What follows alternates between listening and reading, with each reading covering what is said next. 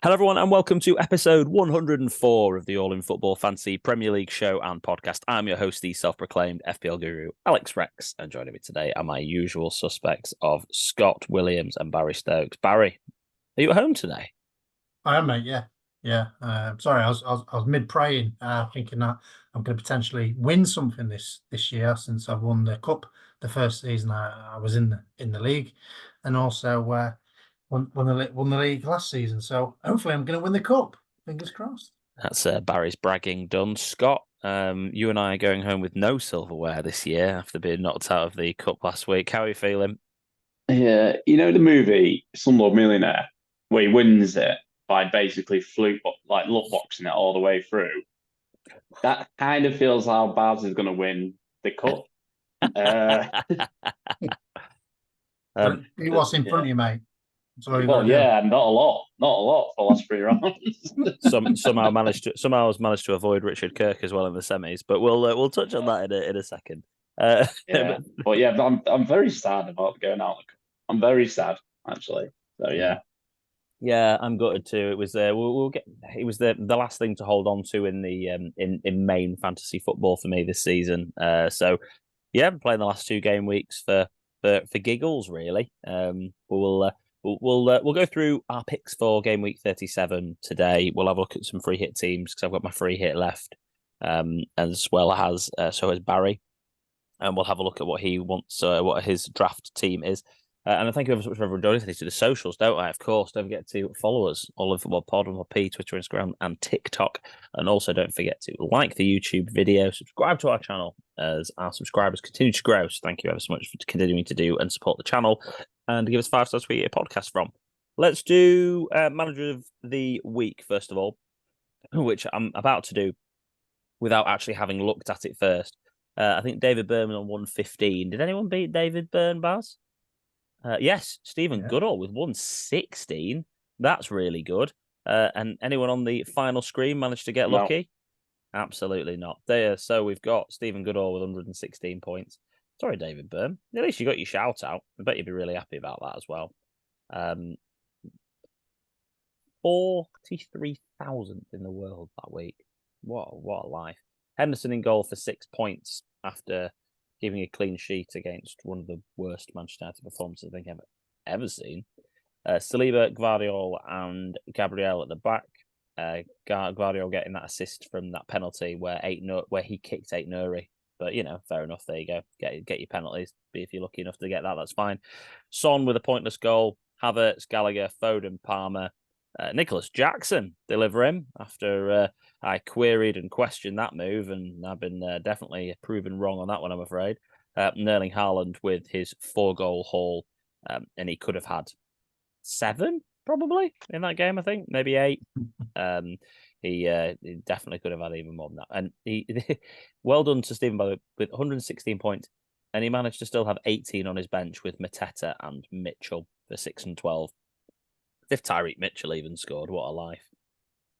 To reflect on the Manager of the Month award, because I don't think I officially gave it out for April, it is Richard Kirk, who is absolutely flying at the moment at the top of the mini league. I'll look at the mini league in a second. Jack Tomlinson got pipped by 2 points for it, and friend of the podcast, Guy Ferguson, in third. In terms of the overall standings, lads, very, very tight now at the top. We've got Richard Kirk. It's basically a two-way fight. Richard Kirk versus Ali Farrell for the title with 2 game weeks to go. There's exactly 30 points between them. Normally, I'd say it's just maybe a bit of a stretch to catch up, especially with Richard Kirk having his bench boost left, I think he's got. But there is a double game week coming up. So with a double game week in 37 where a lot of players will double, there's a chance to make up a decent amount of ground. So we will see. Very tight. Marco and David Byrne very close to 3rd and 4th. Callum Burnett, long-time leader now, over 100 points adrift of Richard Kirk in 5th. And then we've got Nikola Vasovic 6th, Sam Danby-Bailey 7th, Steve Cousins in 8th, Gavin Webb in 9th. Well done, Gavin, always chipping away, always Mr. Consistent. And Jack Lewis there in 10th. Baz, should we I'm sorry to reflect on this, Scott. I'm also in pain, but should we have a look at the cup, shall we? Yeah. Go on. We are looking at game week 36. So yourself, Barry, knocked out Cully, 89 points to 62. Scott lost to the current league leader and the man who is flying at the moment, Richard Kirk. Scott got 91 points, which would have been good enough to beat everyone except for Richard Kirk and Christopher Barris. Chris Weldon, Christopher 104 points, who knocked out the podcast team. And I lost out to Ash Norris in the battle of the people that didn't captain Erling Haaland. 79 played 73. Looking forward to the semi-finals against my defeater. I don't know even know what the right. There's definitely a phrase for that somewhere in there. Ash Norris, then Richard Kitts. Looking forward to it, Baz. Yeah. Obviously I'm free hitting, so obviously he's got wild card left as well, so he could literally play that, and I wouldn't know what way to go around to see if I can match some of his players or what. But I'm free hitting, so literally I think he might try and think what I'm going to potentially do, and that could be anything, especially with my under one shouts that I might potentially look at doing. Might put Madueke in instead of Palmer or something, but that's not going to happen. Yeah, I think there's a couple of. I think the free hit template is very much like sort of the usual sort of 7 players, maybe 8 players that are pretty nailed in everyone's team. And the hardest thing about the free hit this week is picking midfielders, I think, because there's just so many options. Yeah, it's pretty crazy. Let's look at the fixtures then. And let's get up the where am I? That's my pitted points. Oh, I'll have to do it on here. Sorry. Really clunky. Great start. I've been doing this podcast. I've done 104 episodes leading this podcast, and I haven't even got the tab loaded up for the fixtures before I started. So let's look at the FDR, because it's usually the easiest thing to do. The double game week teams have quite a good selection. Chelsea with Forest away and Brighton away. So I'll have a look at those assets. Newcastle with Brighton at home and Man United away. Brighton have got Newcastle and Chelsea. Man City have got Fulham and Spurs, both away games. Then Spurs have got Burnley at home and City at home. So the absolute stark contrast in hopefully easier and harder. The Man United have got Arsenal and Newcastle both at home. In terms of double game weeks, do you think the FDR is right, Scott? I think Chelsea have got the 2 easiest fixtures, with it being Forest and Brighton, or what do you think of maybe someone like City's? Yeah, I've just written my teams out for a differential draft. I like to do an order of the fixtures that I like the most. Sorry, let me just get my tab back up. My 2 screens. 2-screen Williams. That's it. It's made all the difference. Yeah. So yeah, Chelsea. They're looking, not bad in a minute, but away from home, Forest away, still scrapping for their lives after they made the rule that they're not getting any points back. Yes. And Brighton away, which they're just anything out of the season. So 2 tricky-ish away games, and then Man City, who were just flying. They're just flying at the minute against Fulham away and a really out of form Spurs. City's fixtures for me. And the nice ones there, they're just railroading everyone. They're just showing what they can do when you have a week between games, and can just get out, a firing Haaland and all the floor, the little I can't speak, but yeah, City have the best fixtures in my opinion. Well, looking at City's fixtures, so looking at City's players, so let's talk about Manchester City first of all in terms of who we're looking to buy. They have Edison's back quicker than everyone thought, and they have played a settled back 4 the last 2 or 3 weeks. It's Walker, Ake, Akanji, and Gvardiol have been the players that have played. Which, if you'd have told me that at the beginning of the season, that they are not going to play John Stones and Ruben Diaz at all, basically, I would have been very, very surprised. Baz, out of those defenders, if we have got obviously goalkeeper, which one would you look at for potential free hit drafts if someone's looking at only putting maybe one Man City midfielder in with Haaland? I'd probably be Guardiola, because he's most in form. He's looking very attacking. He's looking how he was playing for like Croatia. He was actually coming out with the ball more, and he looks more comfortable. He's like a young John Stones, really, to be honest. I thought he fits that position quite well for Man City when he first came on. I thought that's what position he's going to play, but it was more of a sitting back kind of defender where I thought he needs to get more forward, a bit more on the ball, and he's getting used to how Man City play. So for me, it'd be him. I know I'm kind of captain obvious there, really, because he's the most formed defender in the league, and also probably the most informed player as well.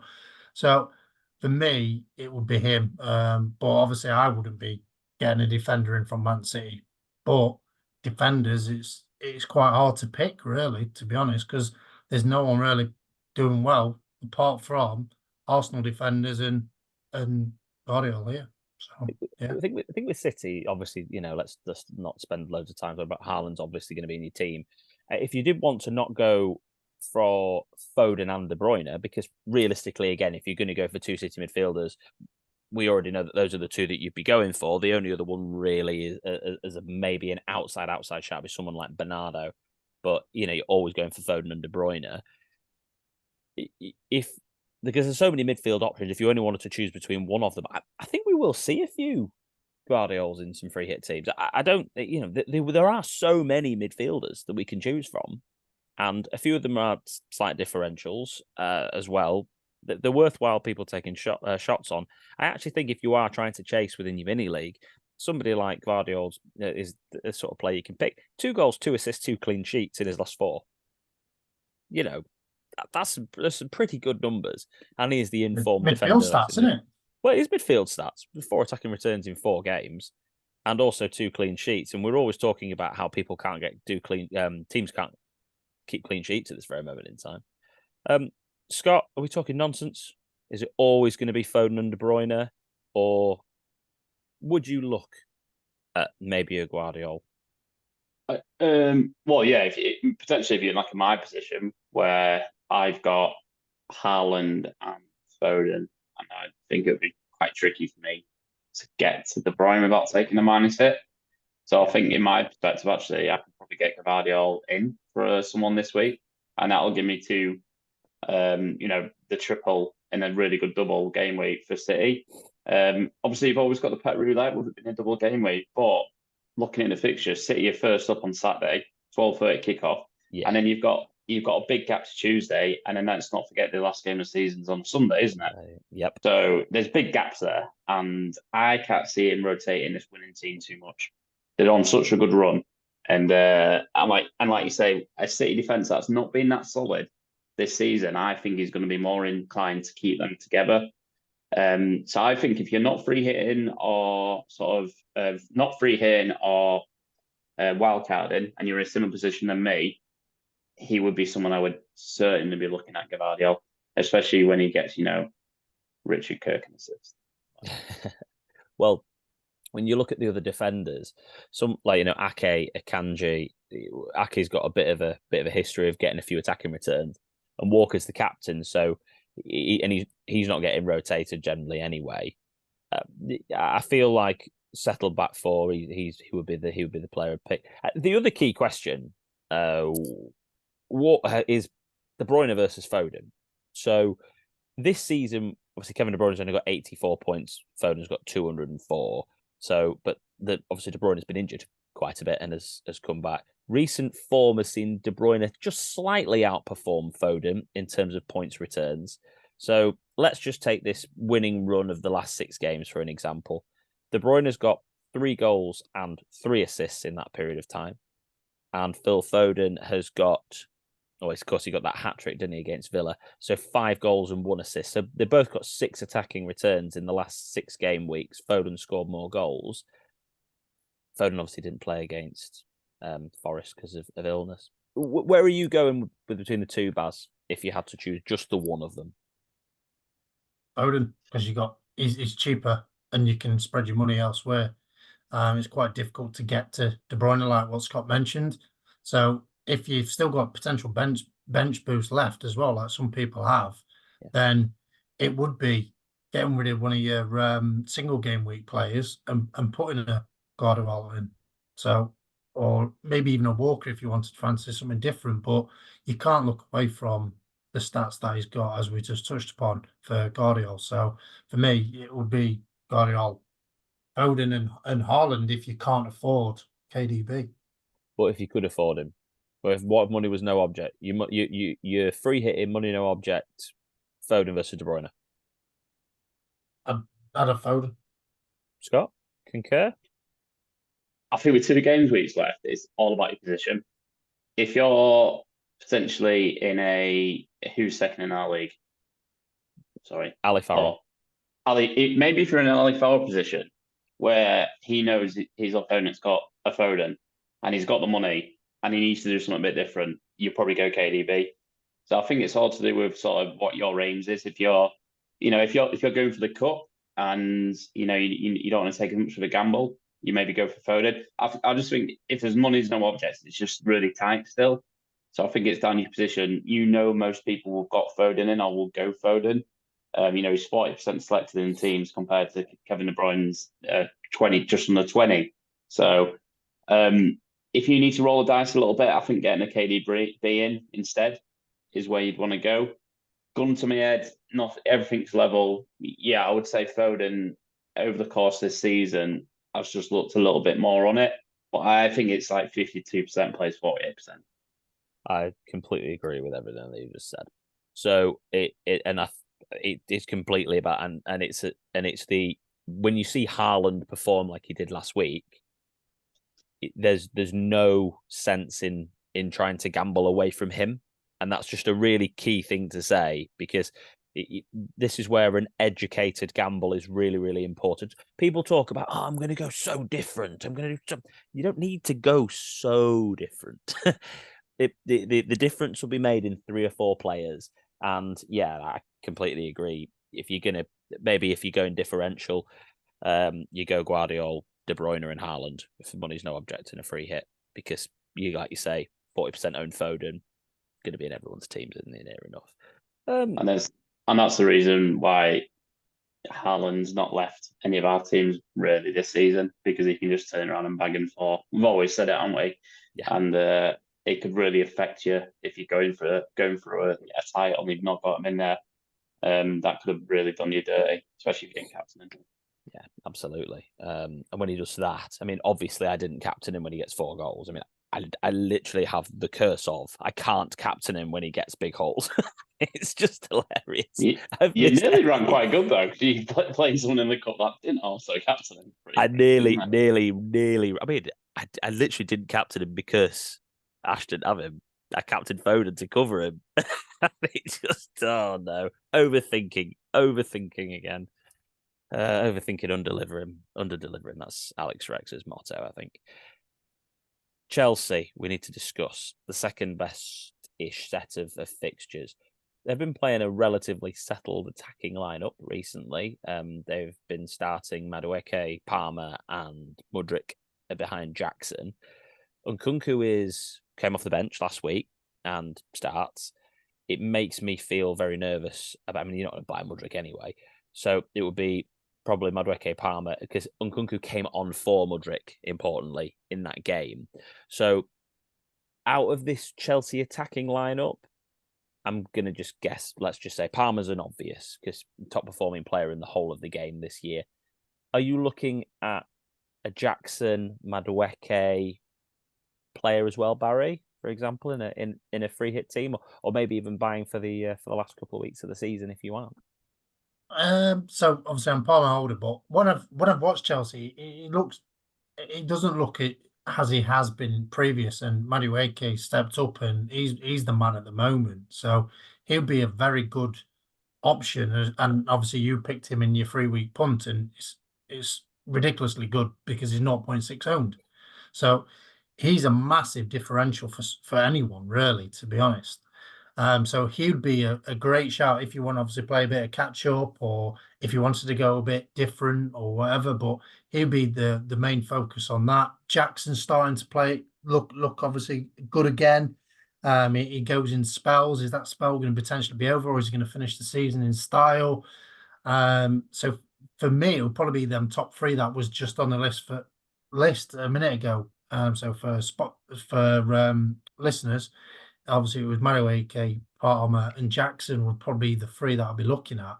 But can I fit them in a free hit template? Probably not, because there's that many midfielders. So I've got to get rid of one of them midfielders and maybe look for a defender or a goalkeeper. And obviously Petrovic has got bonus points and has kept clean sheets, so he could be a potential option.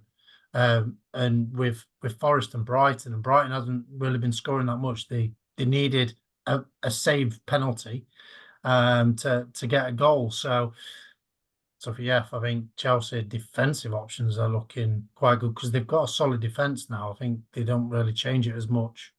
That might Yeah. be due to injuries, but Well, interesting. it looks That's solid. difficult, that isn't it? Because like Gusto's just come off the bench again last week, and he came on for because they played Chalabar at right back, didn't they? And then they've got Badia Shield seems to be the guy that seems to be playing every week now. And Disasi, who's not really been missing, now is sort of rotating with Thiago Silva, but Cucurella is starting all the time at left back because there's no one else that's fit. So it's interesting. I mean, I was going to start on attackers, but I'll touch on defenders now where you brought them up. They have kept 2 clean sheets in a row. I struggle with who I'd pick. I think in terms for if you were looking at a free hit team, if maybe Cucurella just because he gets forward a bit and he's got great hair, or maybe someone like Petrovic as a keeper makes sense. They say he's got some bonus points, but that's because he's making saves. It is really difficult to pick. Who would you go for in defence then, Baz? If then I'll come back to Scotty on when we talk about attackers. Well, if I had to pick a keeper and a defender, or just a defender in general, defender keeper out of Chelsea, would you go for? I'd pick Petrovic.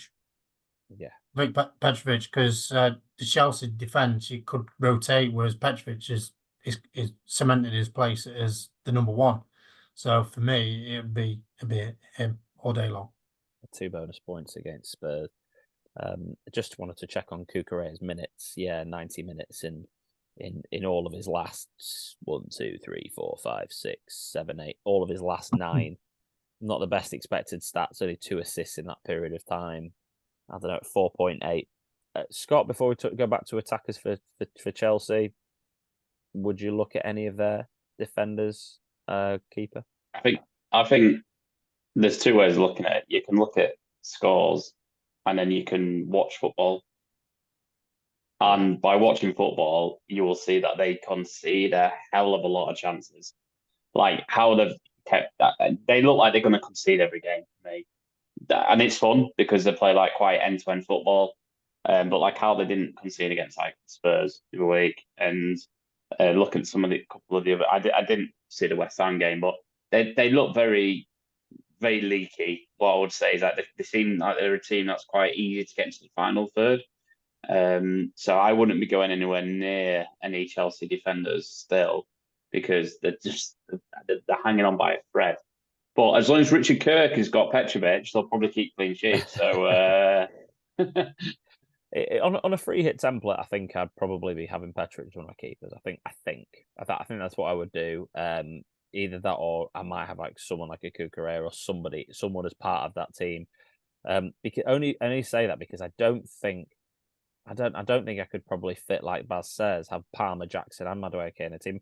Madueke has got 2 goals, 2 assists in his last 3 games, so he's been on fire in that period of time. He started all of the last 6, and the big thing about him is he's 0.6% owned. So if you are looking for someone who is the differential, with especially to put in a free hit team or even just to invest in, he costs 5.3. If you are looking at buying, so he's cheap, 0.6, and he's going to play. So he seems like a good option. Got to talk about Jackson as well. 3 goals and an assist in the last 2 games. 2 goals, obviously, in that 5-0 win against West Ham. He got 1 goal and 2 assists against Everton before. He's playing 90 minutes basically every single week. Scott, your thoughts on Madueke as well? So I've just touched on him. And then, is Jackson an option? I hate to do it, but I completely agree with Baz. Madueke looks the best player at the minute. Again, we can look at stats and you can look at football games, and he gets on the ball and he's just got a really attacking mindset. He's just straight right. I want to take a man on, which you don't see a lot in this day and age. You don't see players taking men on much, and he's really excited. He's full of confidence as well. And it's great because he was absolutely flames for PSV last season. And it's great that he's now coming back into it. And he is if we're looking at outside bets for the World Cup and whatnot, World Cup, the Euros, he is someone you could keep an eye on. So yeah, he would be certainly someone I would, if I was free hitting, definitely getting him in 100%. Nicholas Jackson, yeah, I like him. He's, you know what, he works his, off all the time, and he's always there. And I've got a lot of time for players that do that.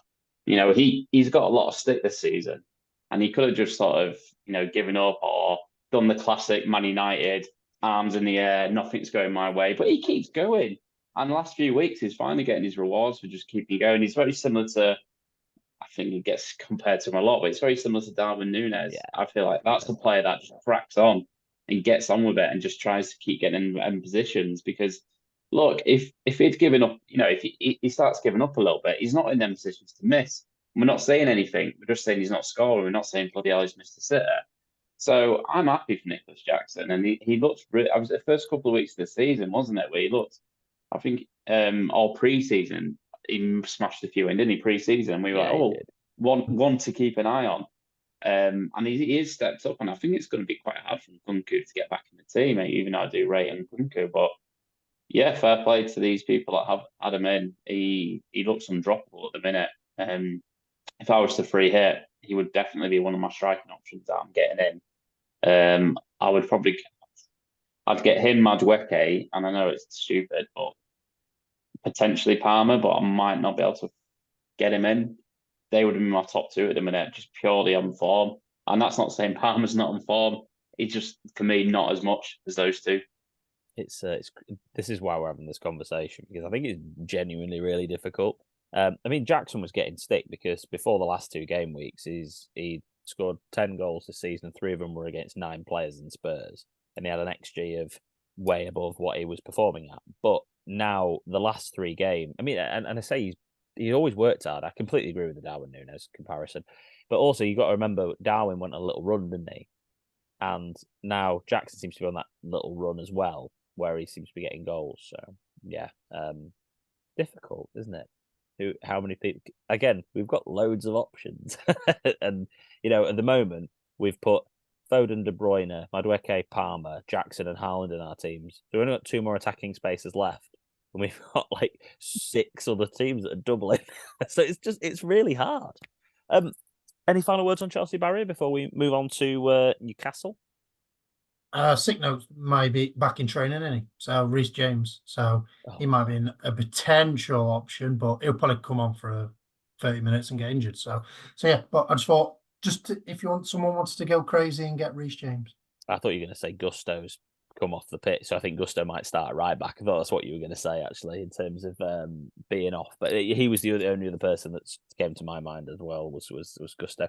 And on your point with Mudryk and Nkunku, Scott, I think Nkunku will come with Mudryk and play on the left. And when you mentioned pre-season, he clicked really well with Jackson, didn't he?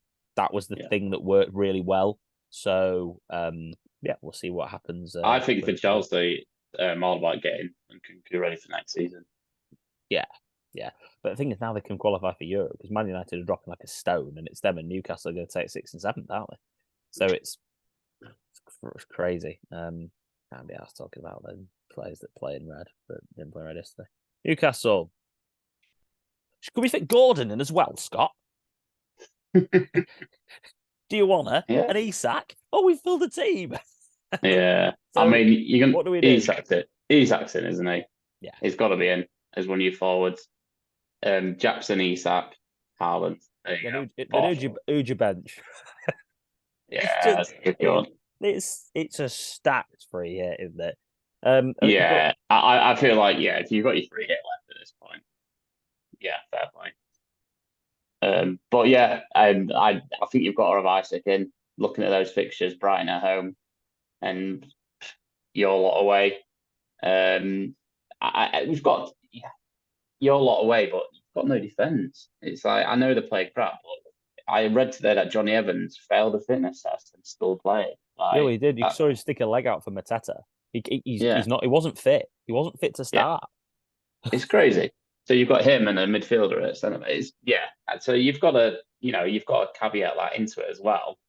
But therefore you would want at least a Isaac / Gordon in your team. But I think Isaac's just got to be in. He just keeps returning and returning. He's only not returned once in like 8 game weeks, and that was a random loss to Palace where they looked really off it actually.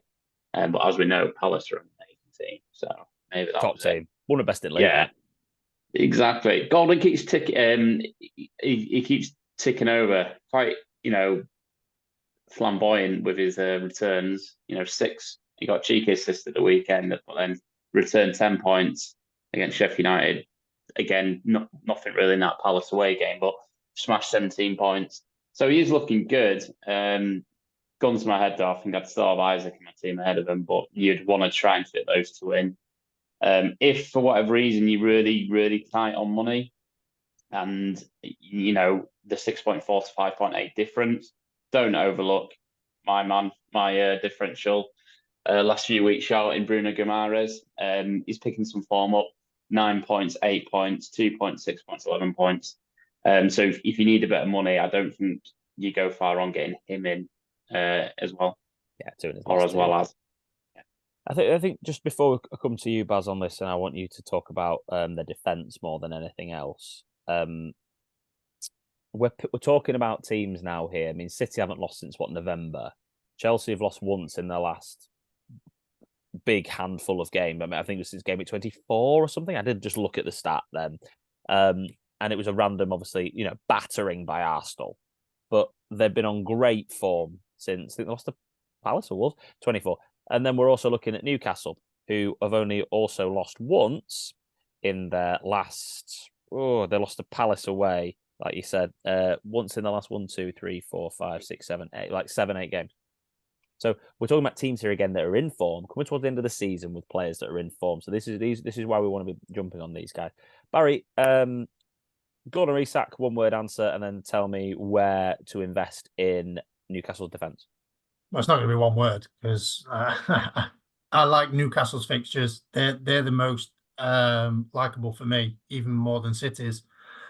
Just because Newcastle are in good form, obviously apart from the blip that they had against Palace. And they've scored 14 goals in the last 5. So going forward is incredible. And Isak, you've got Wilson back fit now as well, so could be a potential differential. I know I picked him for me ones to watch. So if you wanted to go crazy and go, let's go Wilson over Isak like I did last season, and it worked wonders for me. Because would Wilson be on penalties instead of Isak after he's just missed? So that's a potential option there as well. So, and it could potentially save you a bit of money if you wanted to go. But I think everyone's probably we don't have any issues with money. But for me, I'd probably play it safe and go Isak and Gordon would be the two, and probably Madueke would probably miss out for me on the a free hit team. It's interesting because I was looking at maybe benching Gordon on that lot, but yeah, it's tough, isn't it? Really tough. Sorry, go on. I cut you off. Defence. So defence wise, Dubravka Pope situation.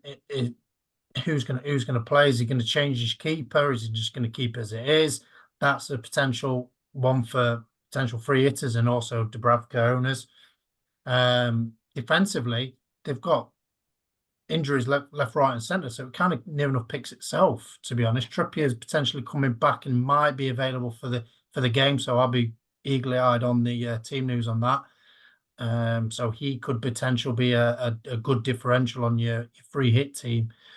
But for me, I think you probably want to play it safe and just pick like a Dan Burn who you know is going to play and is very good in the air, as we know, being 6 foot plus. So, and against teams like Brighton and Man U, especially in the air, Maguire's obviously not there, so it could potentially be a good threat from set pieces. So he would be my one that I'd be picking defensively out of them. So So you've got Kraft and Burnham playing centre half, and then either one of Hall or Livramento will drop out for Trippier if he comes back in. Probably Hall, you'd have thought, and then Livramento go to I left agree. back. Yeah. So I think my favourite pick would probably still be Livramento out of that defensive lot, thinking he'll probably play 2 lots of 90 minutes. And he's 4 million. His form is so cheap. He just looks like somebody who's going to get involved. I like watching him play. I still think he's a crazy outside shout for maybe not the Euro. Maybe the Euros is going to come too soon for him. But we do need players that can play left back, and if he has another couple of seasons in the Premier League, he could definitely be on the playing for the World Cup if he's plays well. He could be on playing for multiple countries because he can play for Scotland, he can play for Portugal. So yeah, gets about, doesn't he? The last Yeah. he can play for anyone. Scott, any thoughts on Newcastle defence, or should we move on to Tottenham Hotspurs? Yeah, we'll move on, sir. We'll move on. Sorry, we do a set and forget, and I've just saw that I've got Nicholas Jackson in that. That's quite cool. You have. I got 96 points in that this week. It's still one of the only things I can win. We're not talking about that because I've got Højlund in my set and forget. Listen, do you know what? Recency bias in football it's crazy, isn't it? Remember when Højlund started the season, everyone thought he was overrated, and then he had that amazing run, and then he got injured, and everyone was, oh my god, he's worth the money now. And then he's had a really bad run, and now everyone's like, God, he's rubbish. He's definitely got the potential. I like Rasmus. He'll come good when he moves to a different club. So Spurs options. You got giddy about Spurs defence, Barry, didn't you? In the draft you said. I did. I don't know why, because I probably packed my midfield and attackers, and I'm like, who do I put in defence now? I've got no Chelsea slots left. I've got no Man City slots left. I've got no Newcastle slots left. Who do I pick? So I thought, panicked and went, Romero looks like he's going to score every single game. It looks like he's got David Luiz's game controller. Porro as well. So Madison's been dropped, so Porro's taking set pieces. So they were the two I picked, and I thought, no, I need to change this around. I can't have two Tottenham defenders, especially how they've been leaking goals left, right, and centre. So I've changed that up, but they would be the only two that I would be looking at in defence. Scott, from terrible form last 4. I know you're an Ange fan because you've just liked him since he came in. And it does it. I'm getting a bit of a bad vibe from him these last few weeks. He seems to have run out of patience with the media. They've gone off the boil in four losses in a row. What do you make of Spurs? Should we be avoiding them? It's 4 losses in a row. It's Newcastle away, Arsenal, Chelsea away, and Liverpool away. I mean, they're not the easiest 4 games they could have played in the world, are they? I mean, I'm just human. He's a human being, isn't he? At the end of the day, so he's in a bad run of form, and he's probably still getting stupid questions, and it is what it is. I'd take it with a grain of salt. I think he's a breath of fresh air for the Premier League. The way he's come in this season, the way he's spoken, and that. So I don't feel like the time is now to be like, oh no, he's proper miserable, blah blah blah, just because he's losing. I like him, I respect him, but I wouldn't be going anywhere near the defence. Like the last clean sheet was the freak 4-0 win at Villa. Really weird result. It was weird. That it should have been like 4-0 down, shouldn't they? Yeah, it was weird. They were terrible in the first half.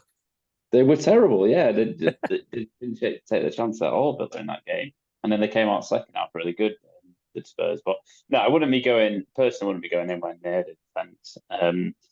It's a tricky one because, Burnley at home is one of the fixtures, isn't it? And what a fixture. What a fixture. You want a player in that fixture. So, I don't know. You look at, though, I mean, Son's scoring goals, pointless goals that, annoy me. More than Richie Kirk.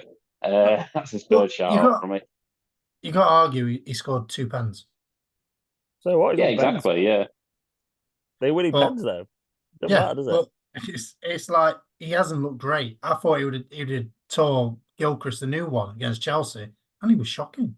He was embarrassing. Do you know what? Like the player I'd get in, and again, I hate to do it. I'm going to do it twice in one podcast, and it's not for the clean sheet because they ain't keeping the clean sheet. the most attacking looking player is Romero. He should have scored a hat trick the other week. He should have scored 2 the week before. I would get Romero in for the premise that he's going to score. That is weird, but that's who my play would be for Spurs. He's getting And I wouldn't sent go off anyone as well. else. He's getting sent off, if he doesn't score. He's one or the other. Yeah, don't disagree. I think as Son on a free hit is still somebody where you know what he can do as well. You know where he's got this incredibly high ceiling. He's another midfielder you got to look at. And Richarlison's back. So he's another person who's potentially an option, that's. Exactly, yeah. So my free hit, I've got basically two drafts I've got going on. I've got one with potential Trippier in because I think he's going to be a great differential for myself, and also one with Son in. Can't afford them both with obviously what I've picked unless I literally tear up my bench and put 3.7 players in. And I might actually do that because what's the point if you're free hitting and you're playing double game week players? What's the point of spending 5 million on Dallo, for example, just to sit on your bench? Not at all. So Not at all. I might actually change my mind and do that and go literally full blooded and have premiums galore. So, but for me, if I had to pick out a Son or Richarlison came on and changed the game against Liverpool. And for me, I'd be picking him, especially against Burnley. I know Burnley obviously fighting for what to stay in the league still.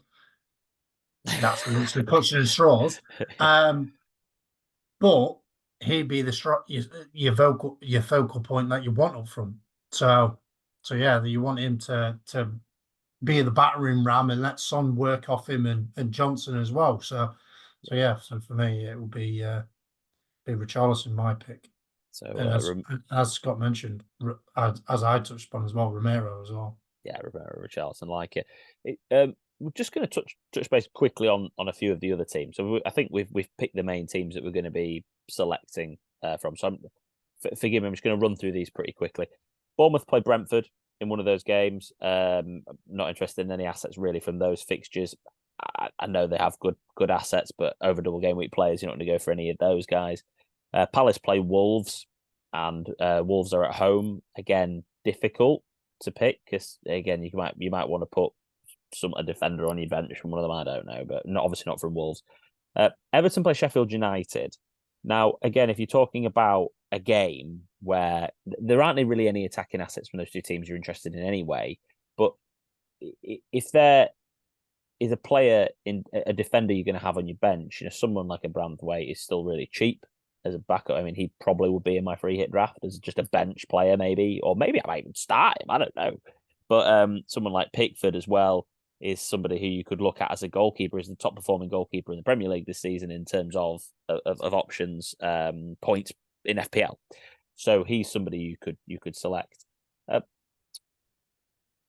West Ham. Want to quickly, Scott? I know we're running short on time. Talk to me because we have a good directive. Talk to me about your boys, West Ham, and Moisey going, Lopetegui coming in. How do you feel about that? And also, are there any West Ham players you picked to play against Luton? And you are muted. Can you hear me okay? Yeah, got you.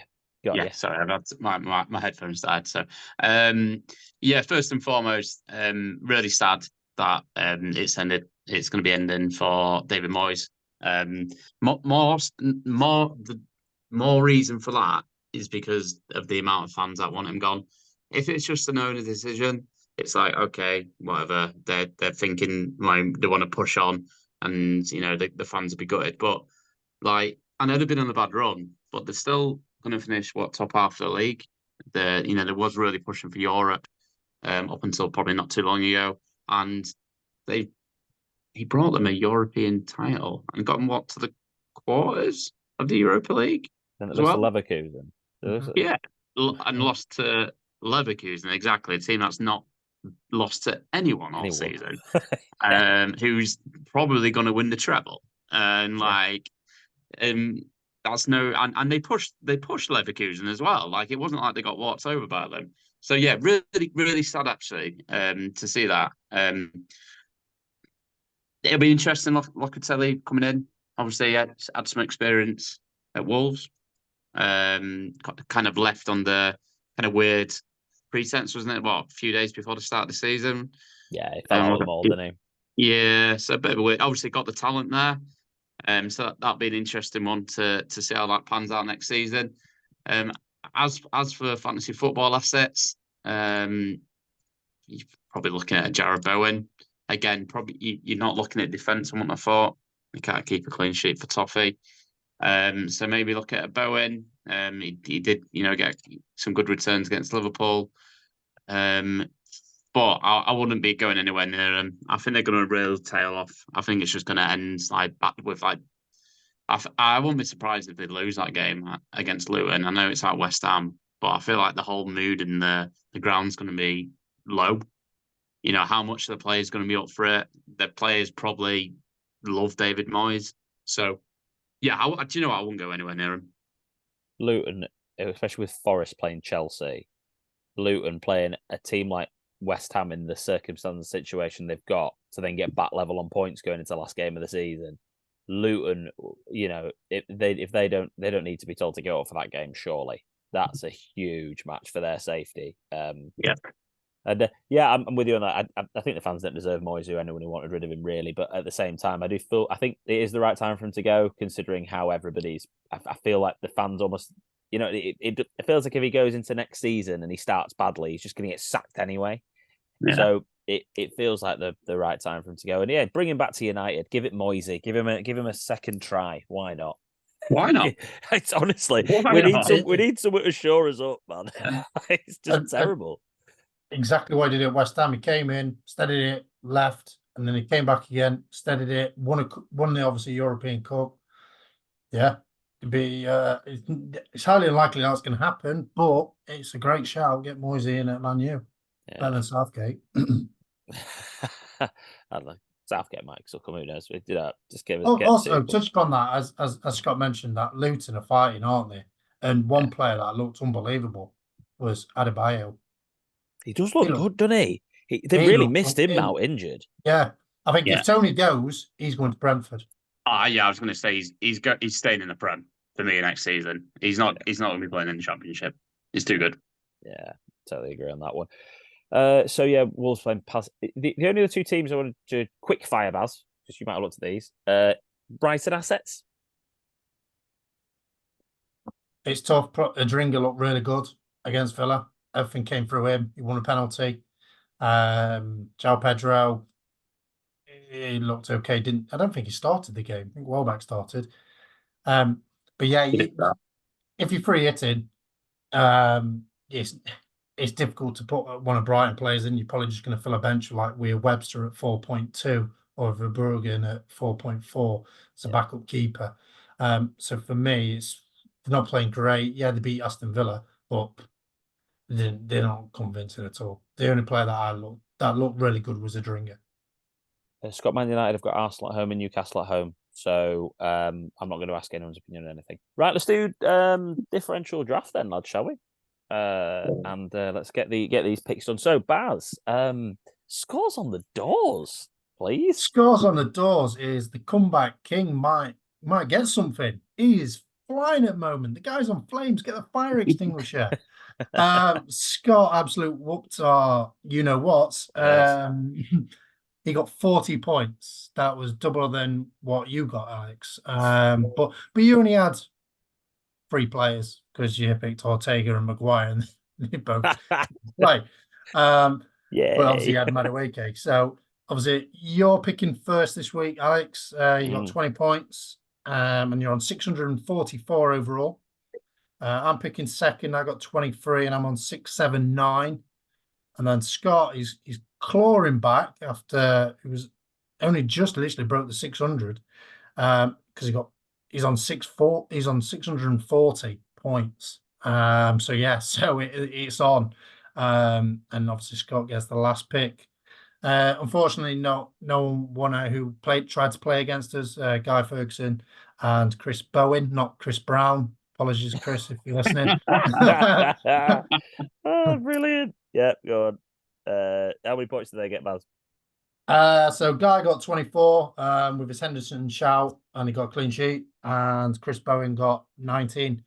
I picked Robinson, who got 7, was his high scorer. So, yeah. Fair enough. So me first, isn't it?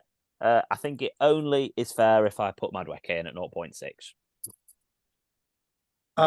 I'm gonna pick Adringa. I've raised him up. Yeah, Adringa's gonna be my first pick. Is he under 1? He's under 1. Of course he Shocker. is. Shocker. Go on then, Scott. Oh, all my tabs are frozen. I'm proper panicking here. He's panicking. I am. I'm always ready these days. Oh no. Oh. Oh. Yeah, isn't going well. I'm just gonna pick him. Oh, no, sorry. This is very bad of me. Oh, the That's a normal tagging. Williams. Oh no, I'll pick my boy. I'll pick my Bruno Guimaraes. And I'm going to go for Callum Wilson at 2.9. Get my striker picked because there aren't many options, I don't think, this week. I'm gonna pick my goalkeeper. I'm gonna pick Verbruggen There he is. Get his under 1 in. Another one. again. Another one. Cool. I will go for. Yeah, I'll go for Livramento. Yeah, I'm I going knew, big on I Newcastle. knew you were going liver. I was literally just about to pick him as well. I will go for Richarlison at 2.8. Respect it. I'm gonna pick Badashiel. Oh. Go on then. Ownership numbers. He's under 1. Yeah, of course he is. Of course he is. Can't help yourself. You literally can't help yourself. Showboating in the lead, Scott. You need to catch him because I can't for some reason. Oh no, it'd be good if one of us beats him in it. Yeah, strikers are really thin out there on the ground here. They are really thin. Might be a single game weaker. Yeah, we'll go for. I feel like I go for this guy all the time. I'll go for Cunha. Is it my turn? It's my turn now, isn't it? I will go for Kraft at 0.1 at the back.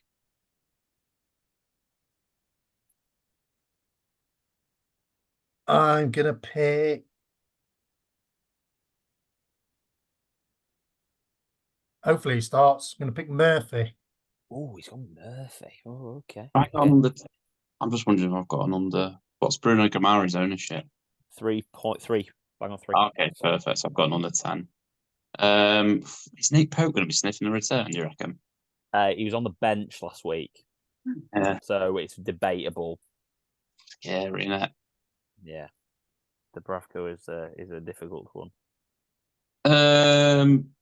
Do hate Dubravka as well for conceding that pointless goal. He's a bit good to me. I will go for. I mean, I've just been slating him, but pray for the clean sheet in the first game. I'll go for Vicario. I've got to go for my keeper, the one underneath there. Again, I'm going for Petrovic. Guess at my 6.4 is my under 10 is my goalkeeper, but that's the way it's gone. Oh, so mate. Yeah, I think. So under 10, striker. Should I gamble on Nkunku to play? No, I'm going to go for Calvert-Lewin. Oh, okay. All right, nice. All right, interesting. I like that. I hate that. That's really annoyed me, that pick. Sheffield United are terrible though. Yeah, that's also true. Yeah, I love it. Great pick, Baz. And I will go for. You're sniffing playing, aren't you? Go on then. We're all dice and Kulusevski. Okay, like that. So Petrovic, Kraft, Richarlison, Madueke, and Wilson. I've got Verbruggen, Badiashile, Adringa, Murphy, and Calvert-Lewin. Vicario, Livramento, Bruno, Guimaraes, Kulusevski, and Cunha. I don't know why I put accents on for all them. I loved it. I absolutely love the accent, Scott. Right, final thing before we wrap up captains, lads. So, of the double game week teams, we have got players from probably City, Chelsea, and Newcastle to choose from. I'd have thought, considering we're judging those guys as the best options on free hits. City have 2 away games, Saturday early kickoff and a Tuesday night, Fulham and Spurs. So I'm assuming Haaland would be the top City captaincy choice. Newcastle have Brighton at home and Man United away. So probably Isak, top choice from there. By the sounds of it, lads, with Brighton away and Nottingham Forest away, you're sniffing on a Madueke captain shout of the 3 of them. So, or obviously I've got to put Palmer on the list. So, what we thinking, Baz? Over to you first of all. Don't think mine's going to change, to be honest. Haaland, I said last week, he looks back to his best clinical finish against Forest, and obviously scored 3. Yeah, there were 2 penalties, but as you mentioned, he could have had 7. So for me, it's no other than Haaland. Scott? Yeah, Chelsea look better, but they've not won away since the 12th of February. So actually not the easiest fixtures. So yeah, you can't go against a guy on a double game week that's just bagged 4 goals. So yeah, Haaland. Yeah, and I can't lie, it's Haaland for me as well. I think he's going to be very obviously the most captain player after that performance this week. Baz, have I forgotten anything? Nope, all good. Yes, ticked, done, winning. Which yeah, well done us. So don't forget to follow us on our social media platforms, Oliver Pod, Oliver P, Twitter, Instagram, and TikTok. Do not forget to like this video if you watch on YouTube. Give us some more likes, sign into your account, like it. It's lovely. It helps the algorithm. Means that more people see it. And also don't forget to subscribe to our YouTube channel. And don't forget to give us 5 stars wherever you get your podcasts from, whether that be podcasts on Spotify, Apple Podcasts, Amazon, or whatever. So thank you ever so much for getting this far again. And as probably only Guy Ferguson is still listening, big shout out to Guy. My mum will still be listening. Oh, Judith, thank you. Yeah. Do you know what? This is a big test. Shout out to Judith. Did she make it to the end? But yeah, Scott, thank you for joining us. Goodbye for now. Bye-bye. Barry, thank you for joining us. Goodbye for now. Bye for now. And it's goodbye from the self-proclaimed, so-called FPL guru. Bye for now.